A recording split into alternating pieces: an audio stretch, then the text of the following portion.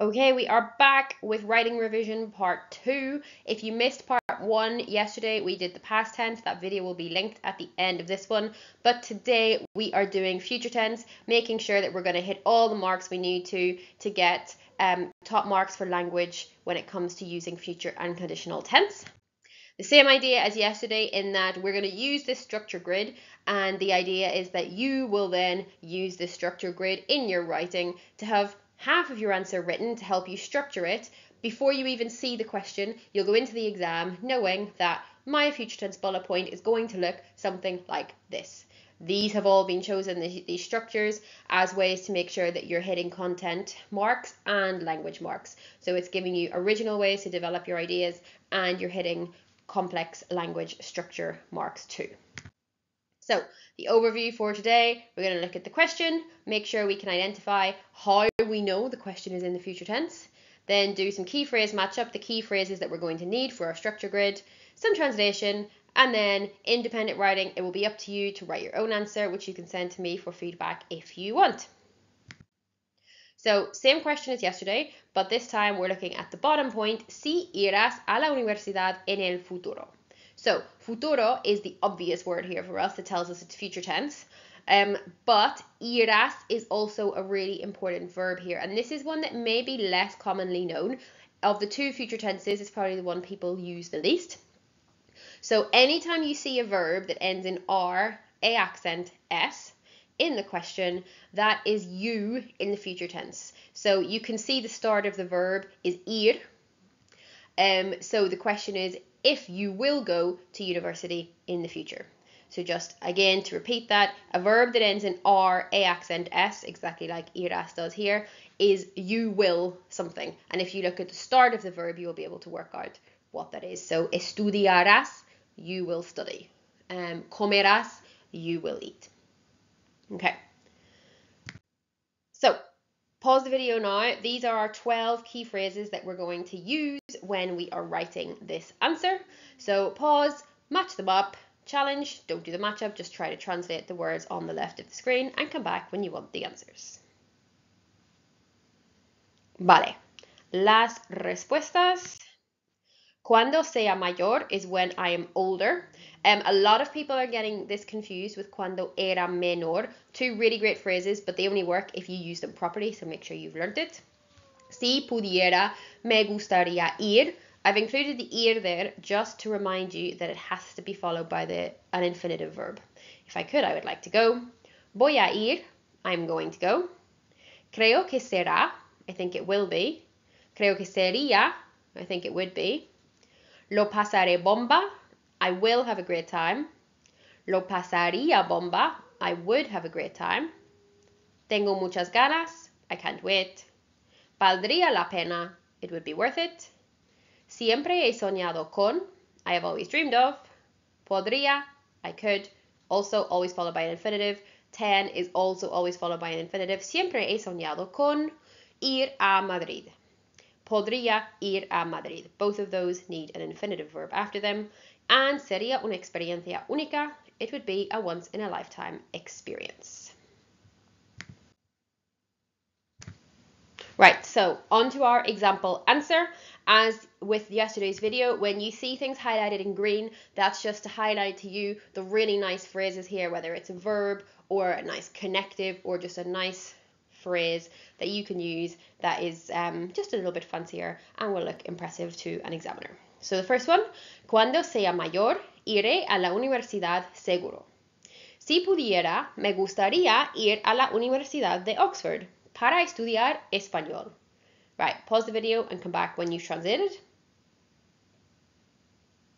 Vale.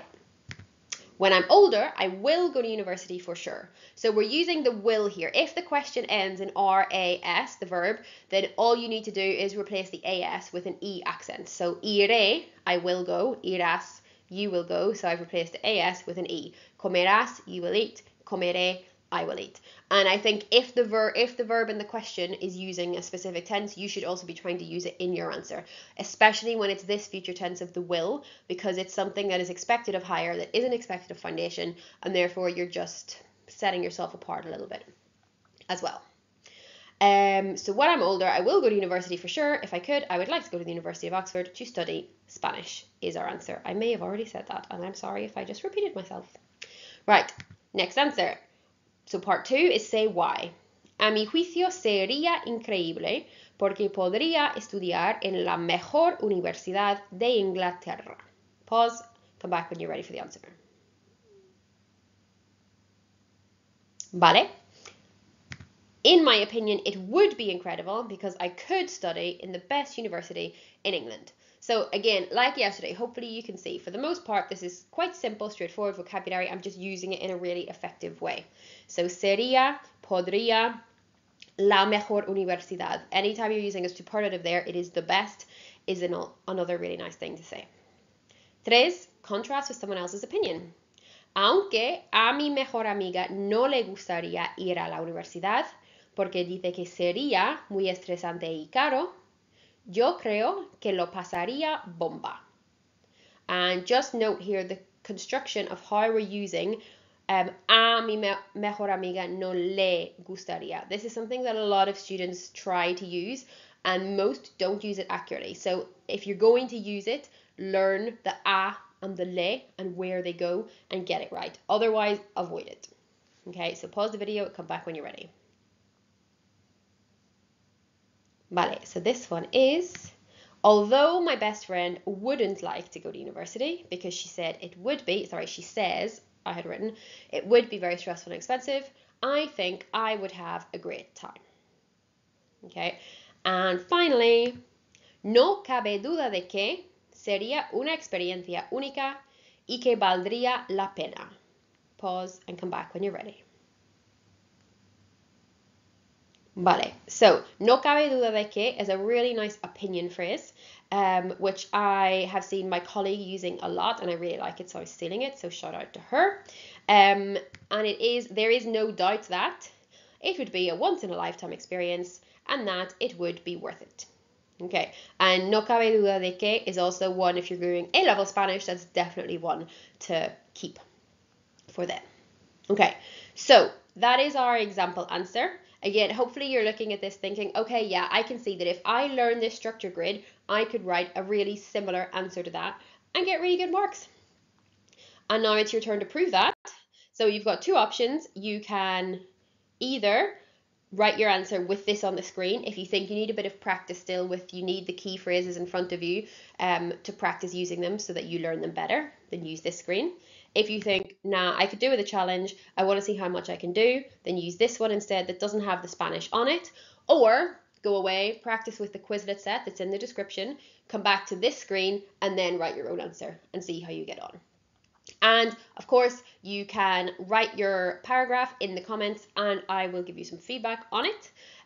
Otherwise, good luck with this. Don't forget to share this with your friends. Tomorrow, we will come back with the video on the bullet point on the importance or popularity of, which I think might be the most important of all the bullet points because I think it's the hardest one to develop in a good way.